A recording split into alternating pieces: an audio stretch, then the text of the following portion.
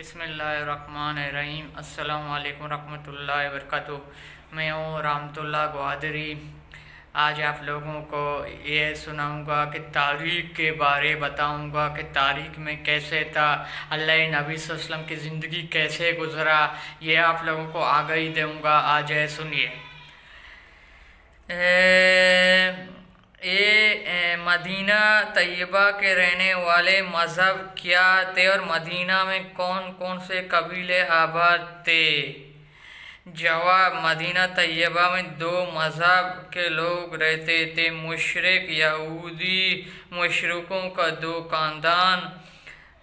यहूदी के बड़े कबीले तीन थे, बनु नज़र, बनु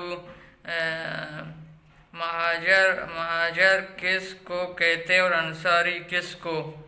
जो लोग हुज़ूर सल्लल्लाहु अलैहि वसल्लम की तरफ अपने वतन को छोड़कर मदीना तशरीफ़ लाए, महाजर कहते, और मदीने के रहने वाले औस और कज़ारी के जो लोग था वो अंसारी कहलाते। मदीने अंसारियों ने हुज़ूर सल्लल्लाहु अलैहि वसल्लम और आपके साथियों कैसे बर्ताव किया? जैसी फरमाने शम्स के साथ, मतलब यह है कि खिदमत गुजार, खैर ख्वाही और फिदाई की जो शिकल हो सकता वो अंसारी ने बाखुशी को दिखाया। रसूल अकरम सल्लल्लाहु अलैहि वसल्लम ने आपके साथियों के सामने माल, बीवी, बच्चों, गरज की हर चीज़ को, यहाँ तक अपने जानवर को भी भूल गया। उनके सामने अगर कोई चीज़ रह गया तो हो खुदाए रसूल सल्लल्लाहु अलैहि वसल्लम इसके साथ था। एक अंसारी को इस बहकल फरमाना था, इसके नन्हे नन्हे बच्चे भूला है।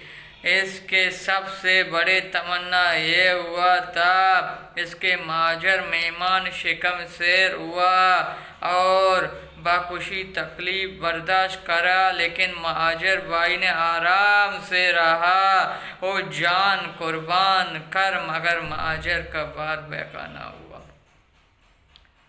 ये था।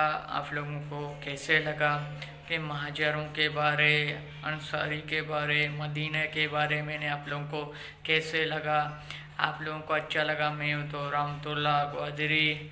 आप लोगों को अच्छा लगा मेरा चैनल को सब्सक्राइब करें, लाइक करें, शेयर करें। अभी मुझे इजाज़त दीजिए।